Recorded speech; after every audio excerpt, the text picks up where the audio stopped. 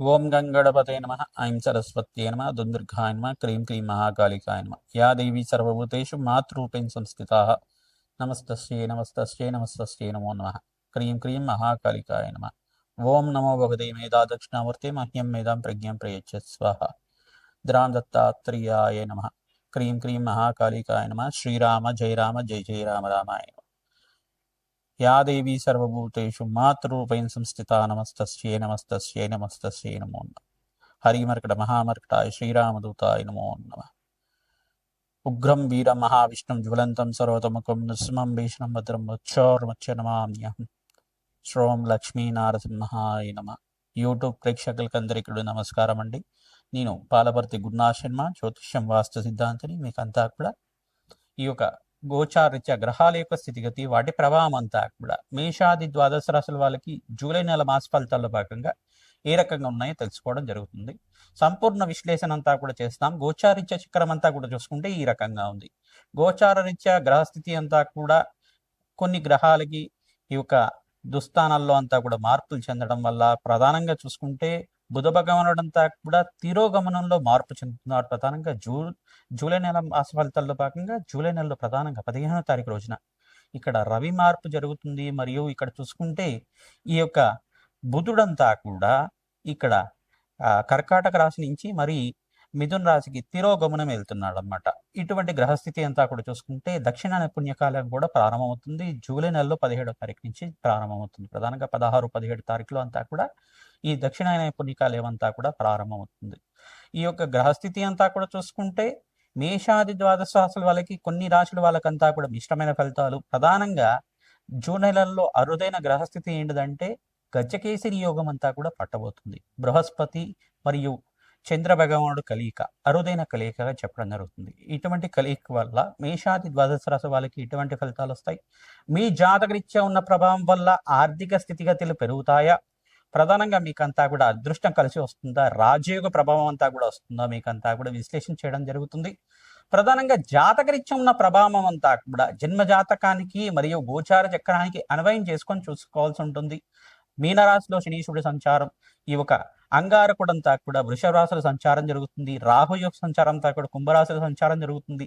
రవి భగవానుడు సంచారం అంతా కూడా చూసుకుంటే ప్రధానంగా ఇక్కడ మిథున్ రాశి నుంచి మళ్ళీ మార్పు అంతా కూడా జరుగుతుంది. ప్రధానంగా కర్కాటక రాశికి ప్రవేశం చేస్తాడు రవి భగవానుడు అంతా కూడా.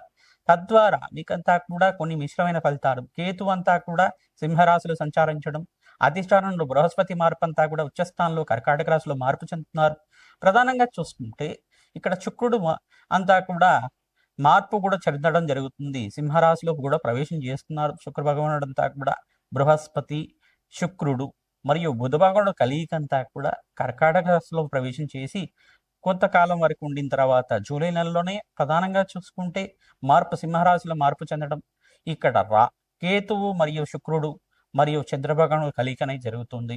ఈ యొక్క కాలసర్ప దోషంలో ఉండడం వల్ల గ్రహస్థితి ఏ రకంగా అనుకూలిస్తుంది? ఆర్థిక స్థితిగతులు మెరుగుపడతాయా? వ్యాపారంలో అభివృద్ధి కలుగుతుందా?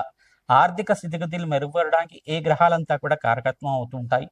ప్రధానంగా లక్ష్మీ కటాక్షం సిద్ధించడానికి మీకంతా కూడా ఉద్యోగుల్లో మార్పు జరగడానికి అవకాశాలంతా కూడా సిద్ధించడానికి ఆస్కారం ఉంటుంది. వ్యాపారంలో లాభాలు సిద్ధించడానికి ఆస్కారం ఉంటుంది.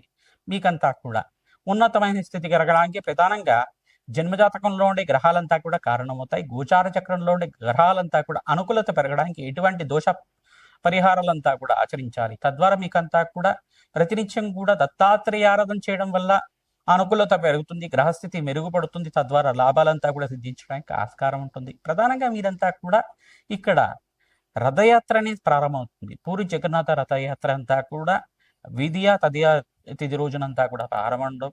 ఆషాఢ మాసంలో అంతా కూడా యోగకరంగా మారడానికి ఆస్కారం ఉంటుంది.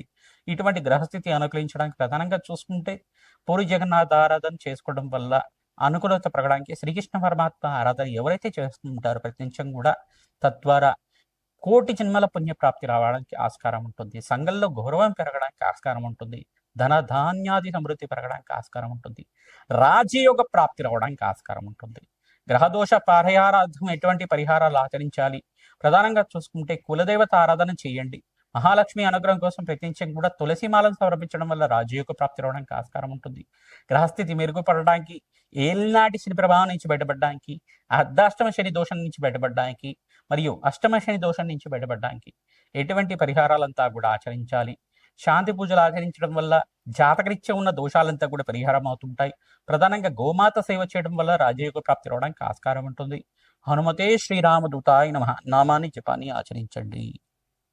మీనరాశి జాతకులకి గోచారీత్యా జూలై నెల మాస ఫలితాల్లో భాగంగా గ్రహస్థితి ఈ రకంగా అనుకూలిస్తాయి. ఏ గ్రహాలంతా కూడా అనుకూలంగా ఉంది, ఈ గ్రహాలు అనుకూలత లేదు, మిశ్రమైన ఫలితాలు ఇస్తాయి.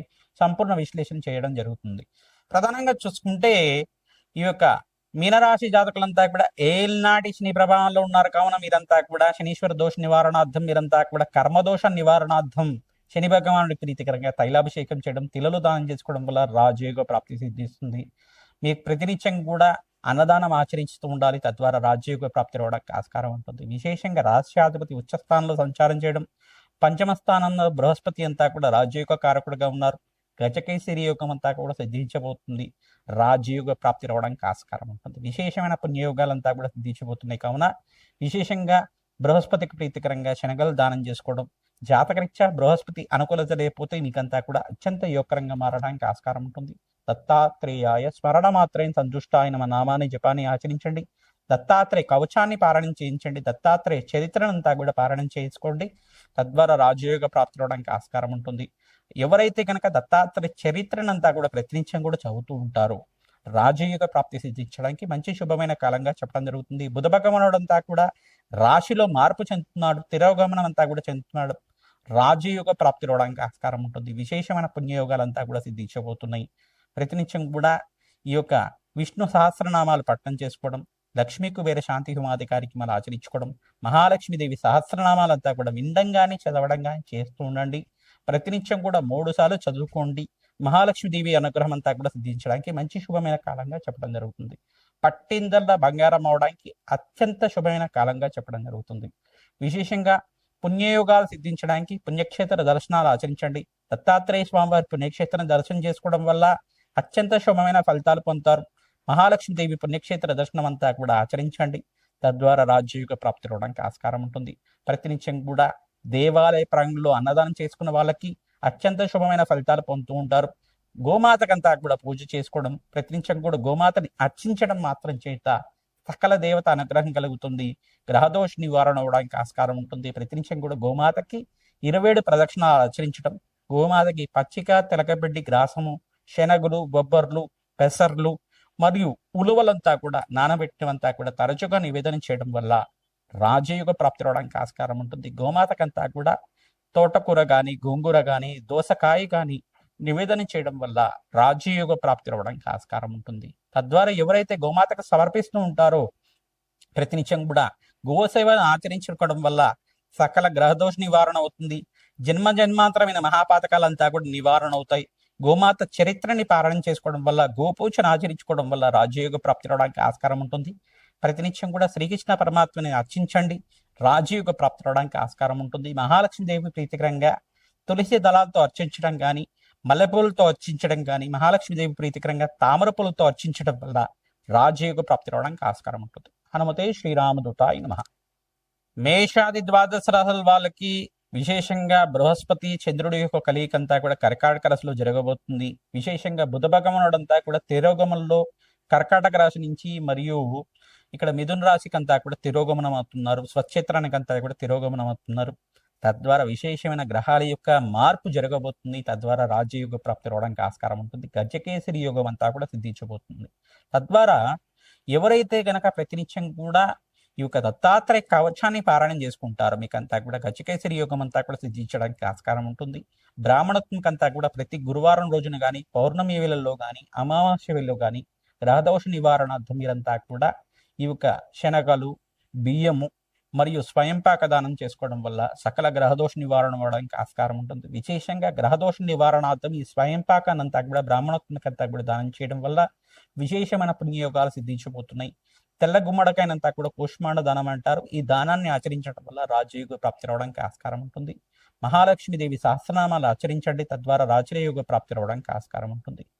విశేషంగా మీరంతా కూడా అర్ధాష్టమ శని దోషం కానీ అష్టమ శని దోషం కానీ ప్రధానంగా ఏలినాటి శని ప్రభావంలో ఉండే రాశుల వాళ్ళంతా కూడా విశేషంగా శని భగవాన్ ప్రీతికరంగా తైలాభిషేకం చేయడం, తిలలు దానం చేసుకోవడం వల్ల రాజయోగ ప్రాప్తి అవడానికి ఆస్కారం ఉంటుంది.